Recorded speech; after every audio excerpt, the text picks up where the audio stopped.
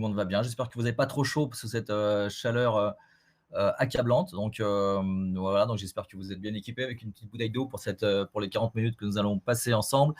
Je vais me présenter rapidement pour profiter des quelques minutes de rab pour les retardataires. Donc moi, je suis Patrick Vigneault, j'anime le collectif des harmonistes. Les harmonistes, nous sommes des experts en culture d'entreprise et dans un but très précis qui est d'aider les entreprises à incarner leur culture, mettre des mots sur leur culture. Deuxième élément, les mettre en valeur par des culture books et autres choses comme ça, et de la mettre en action. L'objectif, c'est de fidéliser, d'attirer les talents. L'objectif, c'est d'avoir des entreprises avec une très forte personnalité qui va être un phénomène, qui va générer des phénomènes d'attraction des talents, d'attraction des clients. Et c'est la base du scaling. Ce qu'on appelle le scaling, c'est cette capacité à monter en puissance rapidement. Moi, en 2 mots, j'ai un parcours de financier à la base. J'ai été directeur financier, j'ai été expert comptable, j'ai été investisseur. Et dans les startups dans lesquelles j'ai œuvré, j'ai souvent souffert d'un manque d'alignement, d'un manque de clarté des fondamentaux, d'un manque d'alignement notamment entre les équipes et les dirigeants.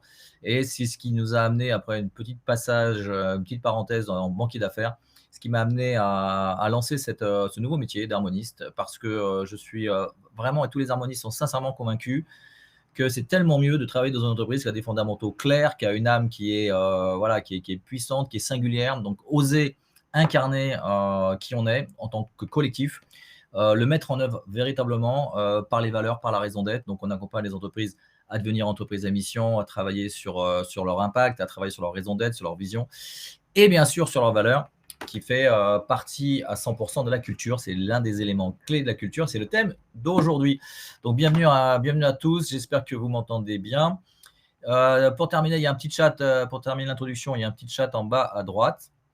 Donc voilà, donc si vous pouvez faire coucou ou hello pour voir si ça marche. Voilà. Et si vous voulez poser n'importe quelle question, et c'est possible. Et n'hésitez pas non plus.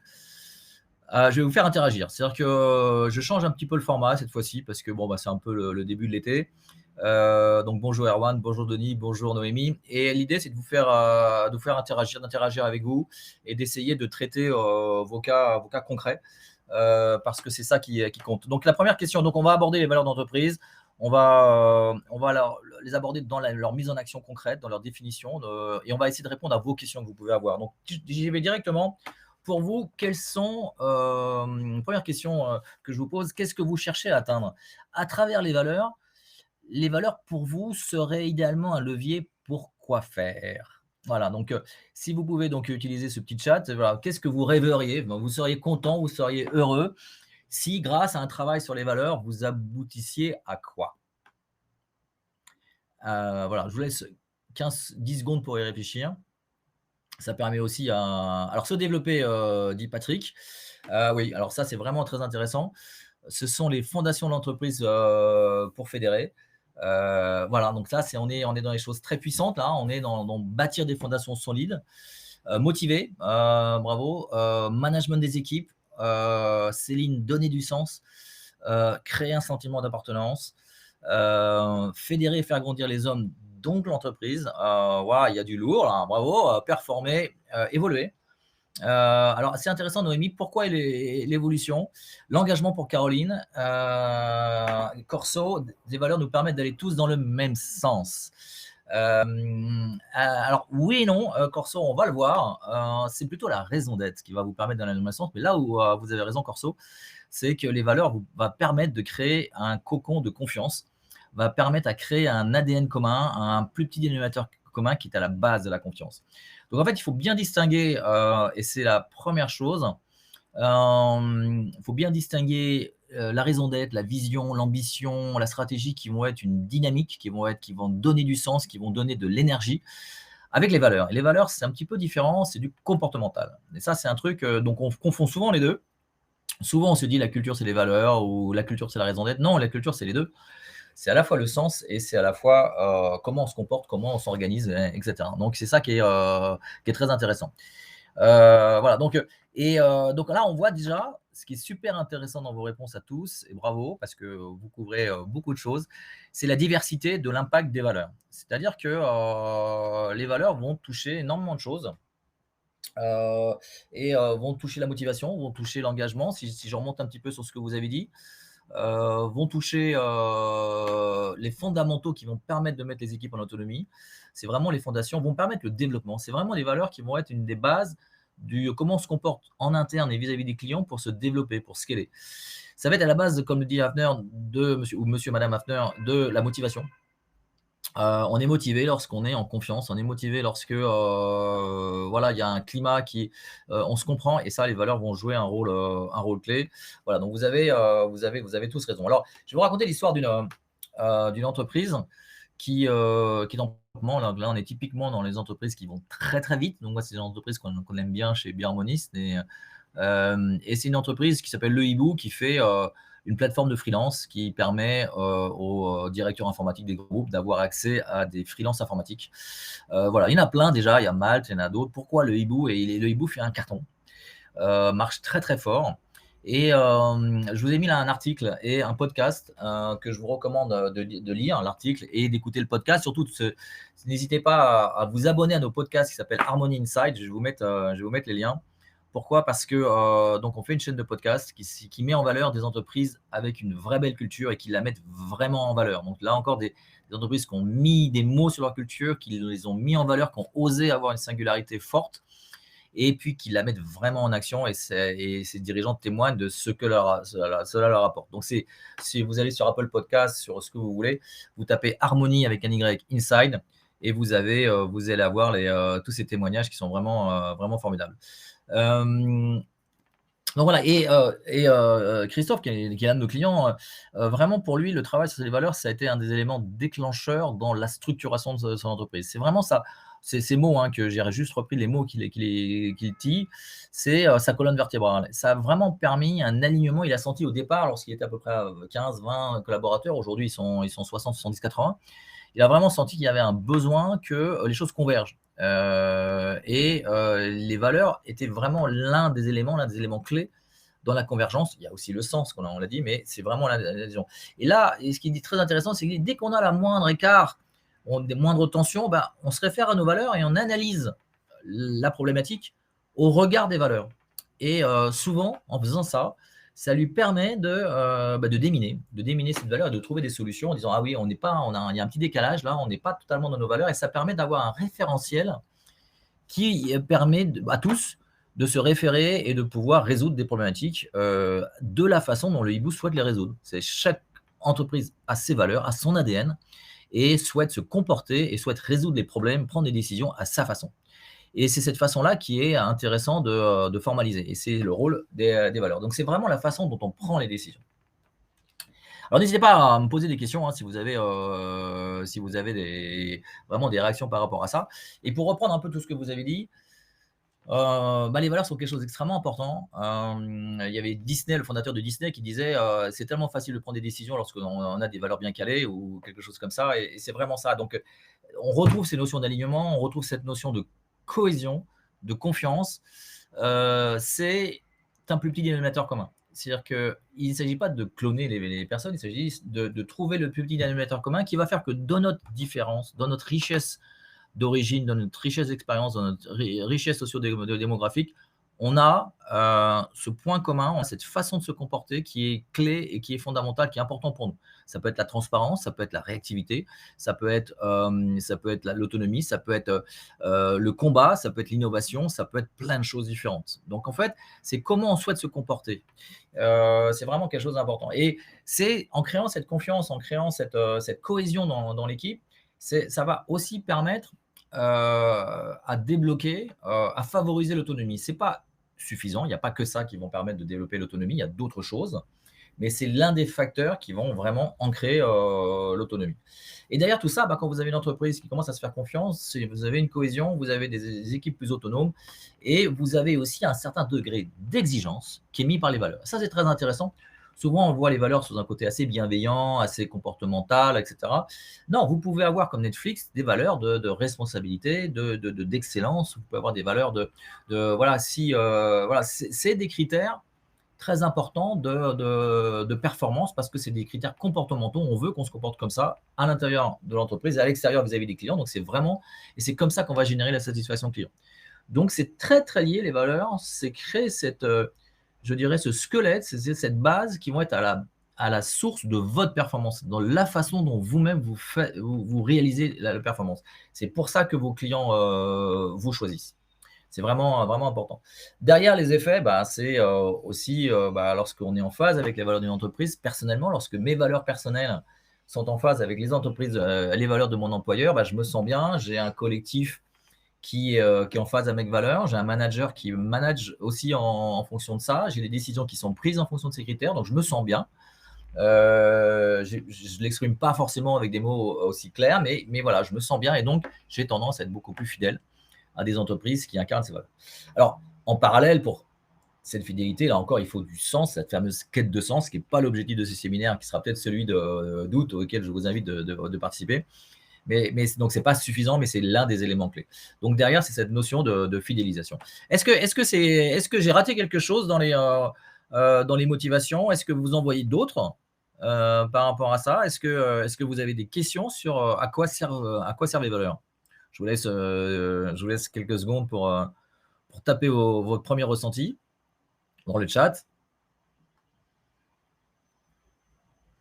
Donc, on retrouve les notions qu'on disait, fédérer, créer ce sentiment d'appartenance. Voilà, c'est vraiment très important. C'est parce que on sera en confiance, parce qu'on aura ces valeurs communes, ce plus petit dénominateur commun qui fonde la confiance. Et donc, toute différence de valeur, c'est ça qui est très, très intéressant, toute différence de valeur va gérer des tensions. Alors ça, c'est un truc dont on parle moins souvent. Alors, très bonne question, je vais revenir là-dessus, Corso. Si les valeurs sont en rapport avec l'activité de l'entreprise, ça, c'est une question vraiment intéressante.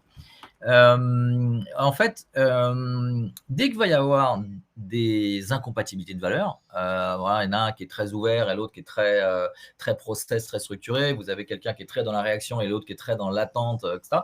Donc, quand vous avez des incompatibilités, la grève ne va pas prendre. La grève ne prendra pas. Et vous allez avoir des incompréhensions, des tensions. Et ça qui est très, très intéressant. C'est quand vous êtes dans des valeurs incompatibles, si une entreprise est très, très bienveillante et l'autre, elle est très orientée argent, très orientée excellence, très orientée ultra performance, super performeur, un peu comme Netflix pourrait l'être, la personne qui est un petit peu plus dans le consensus, voilà, va pas se sentir bien. Et c'est ce qui s'est passé par exemple chez L'Oréal pendant toute une période. L'Oréal est en train de changer à toute vitesse, mais L'Oréal est une entreprise dans laquelle l'excellence est clairement une des valeurs et dans laquelle ça a embauché des gens de tout profil, de toute valeur. Et quand vous n'étiez pas dans cette culture de l'excellence assez individuelle d'ailleurs, vous étiez comme l'était un peu Arthur Anderson, et vous aviez des burn-out directement. Donc c'est là, vous essayez de vous accrocher, vous essayez de bien faire, mais vous n'êtes pas dans la culture de l'entreprise. Et s'accrocher dans une entreprise dans laquelle vous n'êtes pas en fit, c'est absolument ridicule parce que vous seriez tellement mieux ailleurs. Voilà, donc c'est cette notion de compatibilité.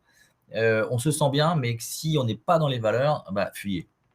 Prenez les jambes à votre cou et si vous avez des jeunes, conseillez-leur de ne pas rester dans une entreprise. Et ce qu'ils font d'ailleurs, ils ne restent pas. D'où l'explication du manque de fidélisation des collaborateurs aujourd'hui, de leur départ. On peut l'appeler de big resignation, the big quit, etc.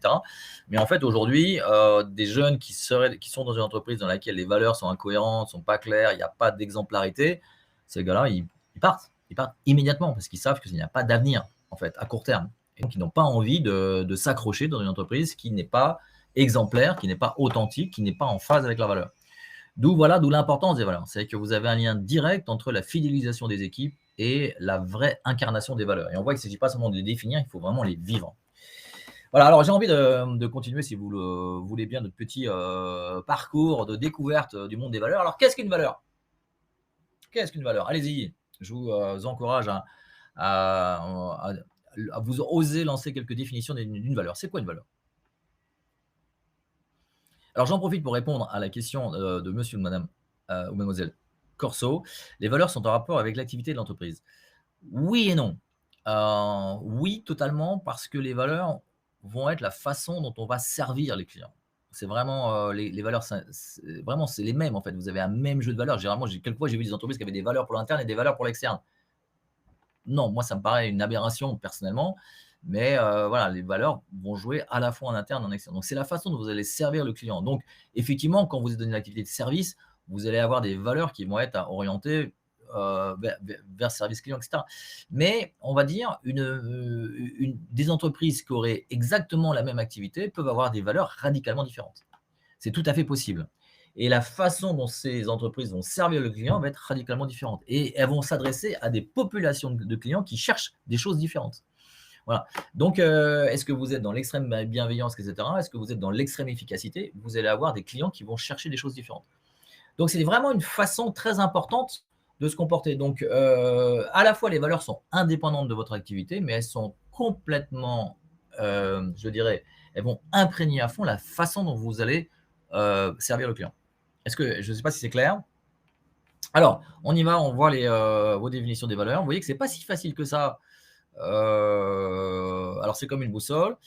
C'est un qualificatif partagé. C'est ce qui désigne quelqu'un, quelque chose. C'est une manière d'être ou d'agir qu'une personne ou un groupe reconnaissent comme importante et qui rend désirable ou estimable les personnes qui les possèdent. Oui, c'est ça qui va faire en sorte que ça va être un mode de reconnaissance du groupe, hein, et c'est la définition de la culture de manière générale. La culture d'une entreprise, d'une organisation, d'une association, d'une famille, d'un État, c'est la façon dont à l'intérieur les personnes se comportent, comment on prend les décisions, comment on gère les tensions, comment on est managé, etc. C'est l'ensemble de ces choses. C'est ce qui constitue, je dirais, les fondamentaux du mode de fonctionnement de ce groupe. Donc ça, c'est tout à fait exact. Alors, je n'ai pas tout à fait un engagement social, sociétal, service, mais un langage commun, un savoir-être, un faire commun. Voilà, donc là, on est dans des choses, voilà, mais ça peut être très large, ça, la façon dont on fait les choses. Donc, je dirais, c'est vrai, mais ça peut couvrir aussi d'autres choses. Donc, vous voyez, c'est pas si facile que ça de définir ce que sont les valeurs. Pour nous, Harmonis, les valeurs, c'est quelque chose d'un petit peu plus, je dirais, fort. Et je vais vous proposer de vous partager l'exemple de ce qui s'est passé avec l'affaire Maven au sein de Google. Google, qui est une entreprise dans laquelle, aux États-Unis, qui est star, dans laquelle tout le monde veut rejoindre Google. Il y a un moment donné, il y a de cela 4 ans, il y a assez longtemps, il y a Google qui était vraiment en phase de finalisation, qui avait gagné face à Amazon ou face à Microsoft, je ne sais plus, un énorme contrat militaire avec le Pentagone qui était d'utiliser les technologies de Google à des fins militaires. Alors, pas les mêmes technologies, à des trucs là, c'était bien cadré quand même. Et là, il s'est passé un truc. Il s'est passé qu'il y a une réaction épidermique, et retenez bien ce terme, épidermique, d'une très grosse partie des collaborateurs. Donc, il y a eu des milliers de lettres qui sont arrivées, des milliers de mails qui sont arrivés sur le bureau des dirigeants de Google, des démissions en centaines, en milliers, d'accord, ou des menaces de démission en disant non, il n'est pas question que Google travaille, que les technologies de Google soient utilisées à des fins militaires. Et il faut savoir que dans l'origine de Google, ce n'était pas tout à fait une de leurs valeurs, mais c'était écrit sur la porte du garage des deux fondateurs, c'est Don't be evil, c'est ne soyez pas maléfique. Et il y avait quelque chose dans la culture de Google d'anti-militaire, d'anti-utilisation des technos de Google à des fins offensives, militaires ou autres, quoi. Et donc là, il y a une réaction épidermique. Et là, vous avez touché une valeur. C'est un peu l'histoire d'une société, d'une entreprise, on l'a tous vécu dans notre histoire, d'une société qui est très bienveillante, dans laquelle la machine à café est gratuite, le coca, vous avez des pommes, des fruits, puis vous avez un directeur financier qui arrive, il dit moi ça coûte très cher, ça ne rapporte rien, je vais faire payer le café 20 centimes. Et là, vous avez une réaction épidermique dans une entreprise bienveillante. C'est inadmissible de faire ce genre de choses. C'est pas la question des 20 centimes, c'est la question que vous avez touché une valeur épidermique qui était celle de bienveillance. Et là, chez Google, Maven a touché une valeur fondamentale. Voilà, donc là, c'est la culture, les valeurs, c'est un principe incontournable, c'est un principe viscéral, c'est un principe qui vient des tripes et qui est inadmissible, c'est une frontière à ne pas franchir et c'est collectif. Vous voyez, donc je vais aller là, et c'est l'œil de l'expert de l'harmonie, c'est-à-dire qu'on va aller de manière beaucoup plus profonde au sein de l'ADN de l'entreprise. On va vraiment plonger dans l'entreprise et on va essayer de repérer dans les histoires du collectif, dans ce qui s'est passé, dans les comportements, dans ce qui est apprécié, pas apprécié, c'est pourquoi on a licencié telle personne, pourquoi on est en conflit avec tel client, d'essayer de voir où est-ce que sont les frontières de ce qui est admissible, pas admissible. Donc voilà, on est plus fort qu'un langage commun, on est plus fort qu'un savoir-faire, on est vraiment dans quelque chose de viscéral. C'est quelque chose, c'est un ADN, c'est la greffe, elle prendra ou elle prendra pas. C'est voilà. Donc, vous voyez que dès qu'on touche la culture, ça paraît quelque chose d'assez simple. En réalité, quand vous travaillez sur ce genre de choses, il y a vraiment besoin d'une expertise. D'où la création de ce métier.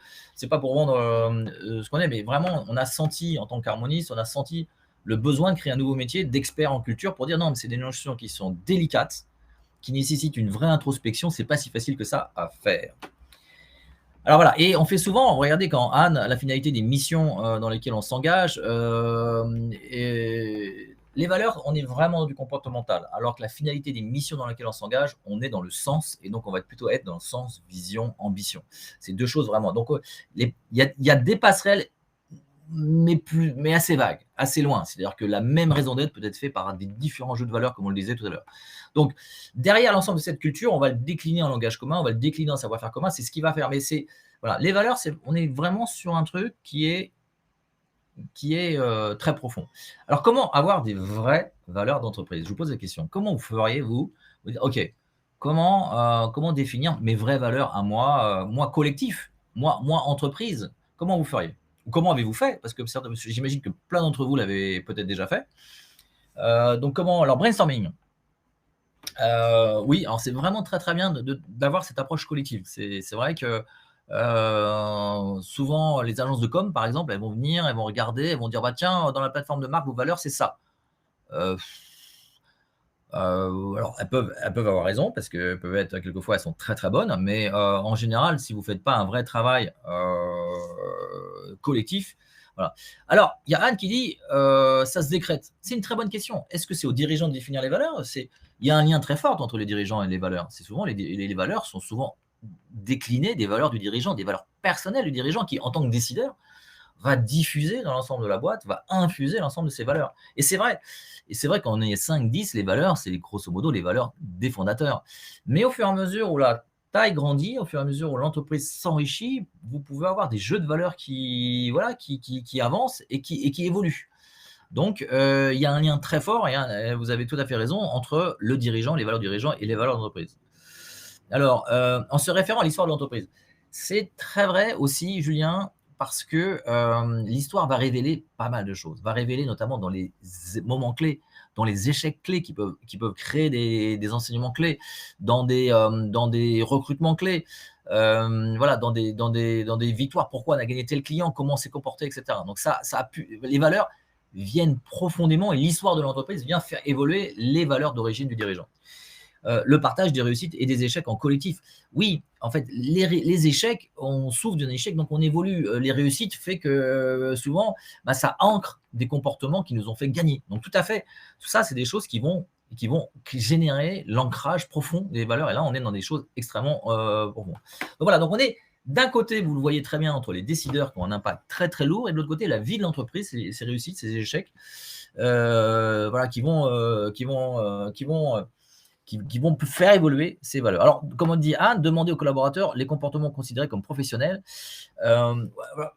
Effectivement, c'est en interviewant les collaborateurs, c'est en essayant de rechercher les histoires que vous allez détecter un certain nombre de choses. Il y a vraiment un travail d'introspection parce que souvent, vous avez aussi des choses qui sont non dites ou des choses les valeurs, ça paraît tellement évident puisque c'est ce que vous vivez tous les jours, que vous avez du mal à mettre des mots dessus.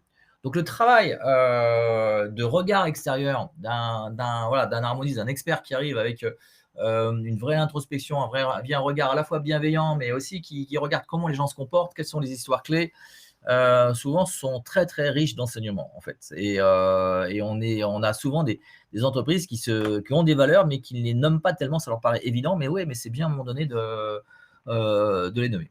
Alors, donc il y a un travail collaboratif, mais aussi un travail sur l'extérieur. Souvent, les gens à l'extérieur de l'entreprise, et on n'y pense pas forcément, ont une très bonne vision de comment vous vous comportez. Et donc, c'est intéressant d'interviewer à la fois l'interne, à la fois l'externe, mais là encore avec un regard un petit peu d'hélicoptère. Et les valeurs peuvent-elles être dynamiques? Oui. Les valeurs, souvent, les entreprises mettent des valeurs qui sont assez psychologiques ou interrelationnelles. Pour nous, harmonistes, les valeurs doivent aussi être ce qu'on appelle performatives, c'est-à-dire des valeurs de performance. Et une valeur, c'est un degré aussi d'exigence en termes de performance business. Et donc, il est fortement recommandé d'avoir dans vos valeurs une valeur performative. Alors là, on rentre dans des choses un petit peu complexes, qui va être la composition des valeurs. Et c'est comme ça qu'on a des vraies valeurs, en fait. C'est pour ça que que votre question est très bonne, Denis, parce que c'est dans les familles de valeurs, dans ce travail d'introspection à l'intérieur, mais aussi ce travail de regarder à l'extérieur, ce travail dans la composition et d'avoir un bon équilibre de valeurs qui représente bien les différentes valeurs. De ne pas vouloir non plus écrire trop vite les valeurs. Souvent, nous, on essaye de jeter des mots comme ça, et non, il y a un travail aussi, on va le voir tout à l'heure, dans la formalisation des valeurs, comment les formaliser. Donc voilà, on touche une matière qui est délicate, une matière qui n'est pas si facile que ça à travailler, dans lesquelles il y a beaucoup de méthodologie, c'est assez profond, et voilà, donc c'est quand même pas si évident que ça à faire. Voilà. Donc, comment avoir des vraies valeurs d'entreprise? C'est en faisant ce travail à la fois d'écoute des dirigeants, introspection interne et aussi à l'externe. Alors, comment leur donner leur pleine puissance? Alors, allez-y, vous avez des valeurs, vous avez fait ce travail, vous arrivez à des valeurs qui vous représentent vraiment, vous êtes content du résultat, vous les avez mis, voilà, vous avez trouvé les concepts qui vous parlent, qui représentent vraiment la boîte. Comment vous leur donnez leur pleine puissance pour que ça soit efficace, vraiment utilisable, vraiment percutant, que les collaborateurs s'en souviennent, qu'elle soit vraiment utilisée? Alors allez-y.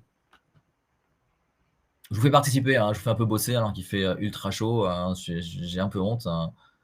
Les traduire en comportement, absolument, absolument. C'est-à-dire que dans la définition de ces valeurs, ne pas s'arrêter à la définition pour leur dire: «Mais c'est quoi les comportements? Ça se traduit comment en comportement souhaitable, mais aussi en comportement non souhaitable?» En les mettant en image. Très bonne idée, Christian. En fait, c'est parce que vous arrivez à les illustrer par des images, en faisant un parallèle avec un film, en faisant un parallèle avec un acteur, en faisant un parallèle avec un symbole. Ça peut être très intéressant de les concrétiser pour leur donner du corps et de la vie. En les formalisant, oui. En travaillant, par exemple, vous pouvez avoir la mise en forme des valeurs dans un value book, donc on en fait actuellement pas mal, qui vont mettre en valeur justement ces valeurs, voilà, par les actes plus que par les paroles. Alors là, c'est un truc très très fort que dit Erwan. Oui, et on va d'abord, avant de les déclarer en disant voilà nos valeurs, peut-être que quelques actions symboliques fortes vont faciliter, je dirais, de rendre crédibles vos valeurs. Donc, ne pas aller trop vite dans ce qu'on appelle le reveal, c'est le moment où on va dire voilà nos valeurs, elles sont voilà, ouais, mais non, ce n'est pas qu'un acte de communication, ça doit être relié à de la mise en action véritablement concrète. Donc là, je vous trouve très très bon là. Là, autant sur la définition, je vous ai trouvé un petit peu mou, hein, soyons clairs, autant là sur la mise en œuvre, je vous trouve très très fort. Alors, j'essaie de suivre. Mettre en image, laisser la proposition de chaque équipe, chaque service. Oui, tout à fait. C'est en donnant, et souvent, par exemple, on l'a fait pour une très très grosse ETI, à partir des valeurs, on a fait que des définis. C'était une filiale d'un grand groupe international qui était définie par le corps. On a travaillé avec chacun des chefs de département pour les décliner dans chacun des départements. Donc il y a ce travail de prise en main par les managers et de déclinaison. Obligations interdites dans les différents points de contact de l'entreprise et déclinées dans chaque département. Oui, c'est comment on se comporte avec les clients, comment on se comporte avec les collaborateurs. Ça veut dire quoi dans les points de contact, dans le process client, dans les process RH. Très très bien. Là. Super, alors Kazoula, c'est Céline qui dit ça. En les affichant, en les enseignant, oui, absolument, en corso, c'est dans la formation, dans les intégrés dans la formation. Donc, ce que vous commencez à voir dans toute la diversité de vos réponses, c'est que c'est un sacré chantier en fait. C'est un sacré chantier parce qu'il s'agit d'une déclinaison qu'on appelle systémique à 360 degrés. Il ne s'agit pas de les déclamer, il s'agit de les mettre en action, il s'agit de les mettre dans les process RH, dans les process clients, dans les points de contact, on l'a dit, dans la formation, etc., etc. Nous, on a 8 leviers d'ancrage et on va parcourir ces 8 leviers d'ancrage et on va encourager avec toute une technique assez efficace pour la mise en action de ces actions. Voilà, donc ce n'est pas quelque chose qui se fait de manière comme ça. Quand vous avez défini vos valeurs, vous avez fait que 30-40% du chemin. Je pense que les 60% du chemin, c'est vraiment leur mise en action concrète jusqu'à temps à ce qu'elle soit vraiment incarnée réellement et qu'elle soit véritablement ancrée et qu'elle soit dans tous les pores de la peau de l'entreprise. Et après, il faut continuer à les entretenir. Voilà, donc là, bravo, je tiens à vous féliciter, je vous ai trouvé super bon. Donc, nos convictions, là, pour les illustrer, pour leur donner leur pleine puissance, il y a un truc que vous avez oublié, quand même si vous étiez super bon, c'est la singularité. À un moment donné, il faut oser. Et alors, quand on regarde les valeurs, vous avez généralement les valeurs, c'est respect, esprit client, qualité, satisfaction client, excellence, esprit d'équipe, innovation, responsabilité. Est-ce que dans vos valeurs, question dans votre chat, est-ce que vous avez certaines de ces valeurs qui apparaissent à gauche, là, avec ces mots-là? Si vous pouvez répondre par oui ou par non, est-ce que vous avez une ou plusieurs de ces valeurs ici présentes? 2 tiers. Erwan qui dit oui, bravo pour cette honnêteté. Corso, oui. Christian, oui. Anne, excellence, oui. bravo. Et ben, voilà. Donc, est-ce que vous croyez que vous avez tous les mêmes valeurs? Est-ce que vous croyez que toutes les boîtes du SBF 120 ont les mêmes valeurs? Mais bien sûr que non. Les valeurs, c'est l'ADN.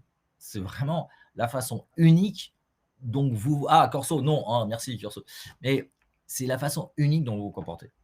Et donc, généralement par simplification, parce que aussi on prend des mots qui sont un petit peu usuels dans l'air du temps, ben voilà, on prend des mots qui sont, mais c'est évident le respect, enfin, c'est une valeur qui est une évidence. L'innovation, bien sûr que l'innovation doit être là dans une boîte, l'excellence, ben enfin, les boîtes qui ne seraient pas excellentes, c'est quand même un petit problème, hein. Donc, souvent ces valeurs, sont des comportements un peu communs, un peu, à tous et ça nous caractérise pas vraiment, quoi. C'est pas ça, quoi. Donc vous avez 2 tiers des entreprises du SBF 120 qui ont les valeurs et puis qui ont grosso modo les mêmes valeurs et vous avez aussi 2 tiers dont les valeurs sont hyper dures à trouver sur leur site web, quoi. Genre elles sont même pas affichées. Donc c'est un truc de dingue. Donc en fait, il y a déjà un énorme problème dans la formulation de ces valeurs, dans oser la singularité. Et c'est là que, je vous disais en introduction que les harmonies ont 3 rôles. L'un, c'est de mettre des mots sur votre culture d'entreprise, donc mettre des mots sur vos valeurs, sur vos valeurs. Deuxième élément, de les mettre en valeur, c'est-à-dire de mettre des mots qui sont vraiment puissants, qui vous représentent vraiment de manière authentique. Et là, quand vous mettez des valeurs comme ça, satisfaction, etc., vous n'êtes pas dans l'authenticité. Donc, allez chercher des valeurs plus fortes. Je vous donne des exemples, culture de la gagne. Il y a des boîtes qui disent le travail, le succès, c'est 50% du chemin, les 50 autres pourcents, c'est le fun, quoi. Bah, tu vois, là, vous avez l'exemple d'United Credit, c'est faster is better, c'est act as an entrepreneur. Ouais, voilà, plutôt que de trouver une expression comme voilà, je dirais le sens du business, voilà, act as un entrepreneur. Vous avez là une formulation où vous allez passer des messages. Voilà, par exemple, si vous exprimez une valeur comme l'authenticité, voilà, bah, peut-être que vivre en authenticité va être plus fort que juste exprimer l'authenticité. L'authenticité, ça veut dire quoi? Mais vivre en authenticité, vous avez de l'émotion, vous avez quelque chose, vous mettez une image. Donc, on va vous encourager en tant qu'harmoniste à travailler, à aller plus loin dans la formalisation de vos valeurs. Ça vous parle? Est-ce que ça vous parle, hein? Est-ce que vous trouvez que l'harmoniste que je suis dit des choses qui ont un petit peu de sens? Allez, répondez par oui ou par non. Vous avez le droit de dire non, hein, je ne vous en voudrais pas. Deuxième élément, avoir un nombre réduit de valeurs. Alors, question, vous avez combien de valeurs? Si vous pouvez, merci Erwan, merci Corso. Vous avez combien de valeurs? Corso 4. Christian 5. Douchement 5. Julien, trop. Alors Julien, il n'a pas osé les mettre. Allez Julien, allez vas-y, allez-y, pardon, j'ose vous tutoyer. Julien, allez, dites-moi le nombre de valeurs. Alors Blablacar, qui était quand même le pionnier des valeurs, on avait 10 au départ, ils en ont réduit, je crois, à 8 voire à 6.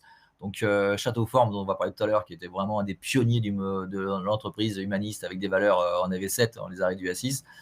Et la moyenne est à peu près je crois, de 4,3, quelque chose comme ça. Julien, une petite dizaine, il a osé le dire. Bon, Erwan, 6. Bon, et alors, vous estimez à combien le nombre idéal de valeurs? Une petite dizaine. Julien, il faut qu'on se parle quand même, hein, d'accord? Voilà, vous avez un petit bouton Alors, tous ceux qui ont plus de 3 valeurs, vous avez un petit bouton en haut qui cliquez ici. Vous pouvez prendre rendez-vous avec mon agenda, mais qui n'est pas à jour parce que malheureusement, je n'ai pas mis mes vacances à jour. Mais voilà, quoi. Donc, prenons rendez-vous, parlons-en parce qu'il y a peut-être quelque chose à faire, quoi, pour optimiser l'efficacité. Idéal 4, je pense, pas plus de 4. Ah, vous commencez à devenir un petit peu plus raisonnable. OK? Bon. Qu'est-ce que je pense du nombre de valeurs? Je pense que 2 ou 3 valeurs, c'est bien. À 4 valeurs, vous perdez 50% d'efficacité. À 5 valeurs, vous perdez 70% d'efficacité. C'est à la louche, hein. Mais sincèrement, faites un sondage. Si vous avez 4 valeurs, demandez à tous vos collaborateurs spontanément là, à la cafette, en bas, à l'accueil, c'est quoi les 4 valeurs? Vous allez en avoir 2, 3 qui vont sortir, jamais la 4e. Donc, c'est quand même un problème, quoi. Les valeurs, c'est automatique, c'est quelque chose, voilà. Et donc, vous perdez énormément de puissance. Donc, tout ce qui est simple est faux et tout ce qui est compliqué est inutilisable, disait Paul Valéry. Voilà. Tout ce qui est simple est faux. C'est faux si vous avez deux valeurs. Avoir 2 valeurs, c'est bien sûr limitatif. C'est bien sûr, ça ne représente pas l'ADN de votre entreprise. Mais dès que vous êtes à 4 valeurs, elles deviennent inutilisables. Ça fait un peu mal ce que je viens de dire, non? Donc, la conclusion, c'est le bouton rouge. Vous prenez rendez-vous pour qu'on revisite et qu'on sélectionne les 2 valeurs que vous avez gardées. Là, par exemple, ce matin, on a eu le compte-rendu d'un de nos ateliers et nous avons proposé aux dirigeants qui avaient à l'origine 4 ou 5 valeurs, je ne sais plus, je crois que c'est 4 valeurs, mais qui se déclinent en une 5e. de n'avoir plus que 2. Et les gars ont adhéré tout de suite. Enfin, c'était une évidence, mais alors il y a toute une logique derrière, c'est pas n'importe comment. Et il y a une notion de valeur, de métavaleur, des métavaleurs qui recouvrent plusieurs valeurs. Il y a un travail à faire. Vous voyez ce que je veux dire, on touche. Mais à un moment donné, ce qui marche, c'est la mémorisation de ces valeurs, qu'elles soient vraiment utilisées dans le quotidien. Ok, donc voilà, donc vous avez des entreprises qui ont une seule valeur, très peu. Vous avez des entreprises qui en ont 2, comme Netflix, et vous avez la majorité des entreprises qui en ont 4 ou 5. Les valeurs doivent-elles exprimer en phrases? Alors, c'est une super bonne question que Christian. Le troisième point, c'était comment les exprimer. Alors, le troisième point, c'était comment les mettre en œuvre à 300 degrés. Mais ça, on en a déjà parlé, on a déjà vu que vous étiez super fort dans la mise en œuvre à 300 degrés des valeurs. Oui, comment les exprimer? En fait, chaque entreprise va trouver, en fonction de sa culture, la bonne façon de l'exprimer. La mauvaise, c'est vraiment celle-là, quoi. Enfin, voilà, en qualité, excellence, etc. Maintenant, souvent, ce que font les entreprises pour compenser ça, elles peuvent garder un mot, mais en mettant une définition sous ce mot. Ça peut très bien marcher. Manutan, par exemple, ils ont une phrase qui commence par oui, chez Manutan, nous, etc., avec une phrase très simple. Je vous l'enverrai si vous le souhaitez. C'est très bien fait. Nous, ce qu'on recommande, c'est que déjà, vous écoutiez quel est votre type de population, comment les gens s'expriment, qu'est-ce qui et de trouver des formulations qui sont en phase avec votre population, avec votre culture. Mais en général, on préfère, nous, un slogan qu'un mot, mais un mot plus une définition, ça va. Enfin, on va vraiment s'adapter. Yes, we can. Voilà, ça peut être une valeur. Yes, we can peut tout à fait être une valeur. C'est la valeur de l'audace, c'est la valeur de voilà. Mais plutôt que de dire audace, eh ben, yes, we can. C'est beaucoup plus fort. Il y a une énergie, il y a de la positivité. Voilà, c'est tout à fait une valeur possible. Ouais. Nous, souvent, on travaille dans les scale-up. Il y a souvent dans les startups, il y a souvent un côté américain. Enfin, la langue officielle, c'est souvent l'anglais. Et donc, on travaille avec les francophones, qui sont la majorité souvent des startups françaises, bien sûr, des équipes des startups françaises. Et après, on va travailler avec les Américains pour la mise en mots, en slogan des concepts de valeurs qui ont été définis auparavant. On va distinguer la formulation du travail de conceptualisation. Voilà, je ne sais pas si tout ça vous parle. Je crois qu'on arrive à peu près à combien de valeurs nous avons répondu. Alors, il y avait quand même sur cet aspect incarnation un sondage que j'avais envie une question que j'avais envie de vous poser. Les valeurs de votre entreprise sont-elles déjà est-ce qu'elles sont non formalisées? Est-ce qu'elles sont formalisées, écrites, mais peu pertinentes? Est-ce qu'elles sont écrites et pertinentes, mais pas utilisées? Est-ce qu'elles sont écrites, pertinentes et utilisées souvent, c'est-à-dire vraiment devenues un référentiel dans les habitudes, dans les voilà. Donc Anne, il faut qu'on en parle. Julien aussi. Non formalisé, pas clair. Voilà. Donc là encore, c'est pas facile cette notion de valeur. C'est pourtant l'un des éléments clés. On l'a vu dès le départ de la cohésion, de la performance, de l'esprit d'équipe, de fierté d'appartenance, de la confiance dans les équipes, de la performance client, dans le service client. Voilà. Donc c'est bien d'avoir des valeurs qui sont voilà. Donc les écrire, les sublimer, vraiment les mettre en valeur, et 3, les mettre en action véritablement de manière concrète et faire en sorte que les équipes s'en emparent. Voilà, tel est tout l'enjeu. Que si ce chantier, si vous êtes là, c'est que ce chantier vous intéresse. C'est des chantiers qu'on a envie de mener seul. Beaucoup d'entreprises le font et y arrivent. Mais je veux dire, c'est compliqué. Beaucoup d'entreprises se plantent aussi parce que c'est des chantiers délicats. Il y a des personnes qui ne souhaitent pas travailler là-dessus. C'est des notions qui mettent mal à l'aise. Un certain nombre de gens qui ne sont pas à l'aise avec ces notions un petit peu psychologiques. Et donc voilà. Donc dès que vous avez une population très rationnelle, vous avez du mal à travailler ces notions-là. Voilà, donc là, le faire vite et bien, ça peut avoir vraiment du sens. Donc moi, je vous encourage, n'hésitez pas à aborder vos sujets vraiment avec moi en live. Donc vous m'envoyez un petit mail, vous prenez rendez-vous, on en parle, et puis on regarde votre situation. Je vous dirai avec la même franchise que j'ai ce matin ce que j'en pense, qu'est-ce qui est faisable, qu'est-ce qui n'est pas faisable. Il y a des marges de manœuvre colossales, et souvent, nous, ce qu'on essaye en tant qu'Harmonie, c'est de vous encourager à aller 1 degré plus loin dans la mise en valeur de vos valeurs. Souvent, elles sont belles. Souvent, les valeurs que vous avez, parce que toutes les entreprises ont des valeurs, elles sont beaucoup plus belles que celles qui sont affichées sur les murs. Elles sont pas souvent mises en œuvre. Il y a souvent quelques éléments qui sont complètement, je dirais, qu'ils ne les respectent pas, donc qui sont, on va dire, toxiques dans le sens où voilà, elles ne respectent pas du tout dans les valeurs, elles ne sont pas dans les valeurs de l'entreprise. Donc ces personnes-là vont tuer la pertinence des valeurs, parce qu'une personne qui ne les respecte pas, notamment au comité de direction, ça peut vraiment tuer le reste des valeurs. Donc, on touche des notions qui sont quand même assez compliquées. Il faut, dans ces valeurs, il faut une vraie exemplarité du comité de direction. Donc, quand vous ne l'avez pas, c'est compliqué. Donc, voilà. Donc, il y a de la pédagogie à faire avec le comité de direction. Il faut que le comité de direction vraiment participe à ces travaux, les adoube en totalité. Il y a peut-être une sensibilisation très forte à faire. Mais rêvons en une seconde. Imaginons une seconde que vous avez une entreprise avec des valeurs qui sont belles, qui sont singulières, qui sont percutantes, qui sont énergisantes, et que l'ensemble des collaborateurs ont été formés à ça, ont été recrutés en fonction de ces valeurs. Elles sont affichées sur le site web, elles sont mises dans les offres d'emploi.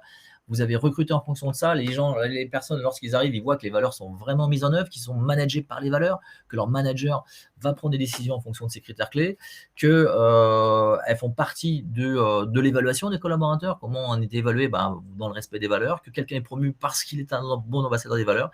Vous voyez l'ensemble du travail à faire, mais à un moment donné, vous avez ce phénomène de convergence, d'alignement de tout le monde, ce point commun qui fait qu'on se sent bien, qu'on sert le client d'une façon qui est, qu'on sait dire non à un certain nombre de comportements qui sont hors course. Les valeurs, c'est aussi de savoir, le non-respect des valeurs, c'est savoir dire non. C'est de donner le choix à tout collaborateur de dire non, ça, c'est pas en phase avec nos valeurs, je ne le fais pas. Ou alors je vais voir mon manager pour lui dire que j'ai un problème, quoi. Donc, vous voyez, ça va assez loin, en fait. Et c'est ça qui va fonder la force du collectif. Et donc, la force de votre entreprise, et donc sa résilience.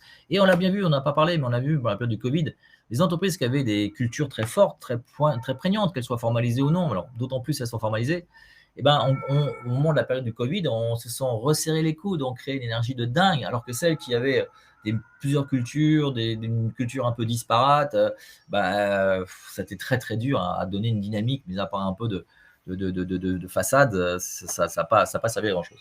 Voilà, donc c'est vraiment vos valeurs, c'est vraiment votre ADN comportemental, à distinguer du sens. Ça n'a rien à voir avec la quête de sens, je voudrais être très clair là-dessus, qui est un autre chantier très ouvert.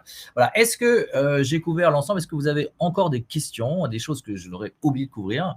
Et est-ce qu'il y a des cas particuliers que vous voudriez aborder, soit là, auprès de tout le monde, soit en m'appelant, comme je disais? Alors, Corso dit, pour moi, l'ADN d'une entreprise, ce n'est pas seulement ses valeurs, mais aussi son histoire, sa mission, sa vision. Alors ça, Corso, je serais ravi d'en parler avec vous. C'est la partie raison d'être, vision, ambition. La culture va être cet ensemble de fondamentaux qui vont regrouper mission, vision, ambition, etc., stratégie, valeurs, organisation, etc. Donc, ce qu'il faut voir, c'est que la culture, les valeurs sont l'une des composantes. Il y a à peu près 25 composantes dans une culture. Les valeurs sont l'une des composantes clés, parce que c'est du comportemental ADNique de votre culture. Voilà. Mais effectivement, vous avez complètement raison. Il faut prendre la globalité. Vous avez gagné lorsque l'ensemble de la culture est incarné, pas simplement les valeurs, mais aussi la mission, mais aussi le sens, mais aussi les racines, qu'on est fier de nos racines, etc. C'est tout à fait vrai. Est-ce qu'il y a d'autres choses, d'autres questions que vous auriez, que je n'ai pas couvert? En tout cas, merci beaucoup. Voilà, je crois que j'ai à peu près tout couvert. Je ne sais plus. Je regarde rapidement s'il y a des choses que j'ai oubliées. Mais voilà, alors, dans la mise en œuvre, je voulais juste terminer par. Non, mais merci vraiment à tous, Erwan, Estelle. Et là encore, n'hésitez pas, lorsque vous avez des cas particuliers en tant que tels, vous voyez, c'est une notion assez délicate. Je suis vraiment à votre disposition.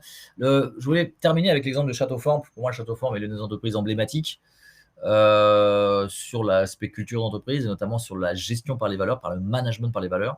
Donc là, c'est l'exemple d'une entreprise qui a été très très loin dans le management par les valeurs. Et donc, vous voyez là, par exemple, c'est une des façons, nous on va le faire de manière un peu plus large, mais c'est une des façons dont ils déclinent la culture. Ils vont vraiment s'assurer de l'exemplarité des managers, que les valeurs soient démontrées dans les pratiques de management et dans les comportements des leaders. Donc ça, c'est extrêmement important. Il y a une rémunération des leaders en fonction d'une partie de leur rémunération qui dépendent de ça.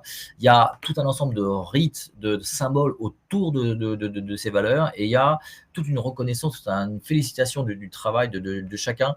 Voilà. Et c'est comme ça qu'on arrive à créer un engagement et une cohésion d'équipe. Donc voilà l'exemple de Châteauforme qui va assez loin dans l'ancrage des valeurs. À chacune des valeurs, il y a un rite, il y a un rituel de reconnaissance, il y a un comportement de manager, donc d'où les chartes de management. Donc souvent, on nous demande de travailler au niveau des managers, on va travailler sur des chartes de management, des chartes de bonne conduite des managers, d'un codir, grâce aux valeurs. Donc les valeurs vont être un formidable levier de faire du management simple, en fait, et très efficace.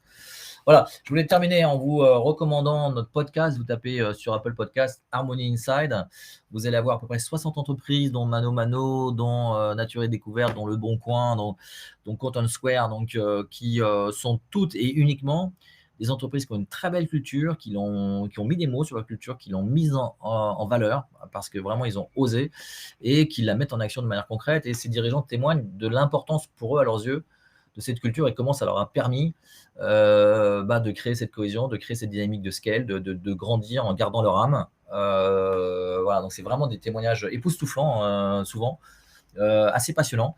Donc voilà, donc pendant vos vacances, sur la plage, en montagne ou sur votre bateau, vous prenez votre podcast et vous téléchargez Harmony Inside, vous mettez 5 étoiles sur Apple Podcast, ça nous aide vachement, ça booste un peu notre podcast.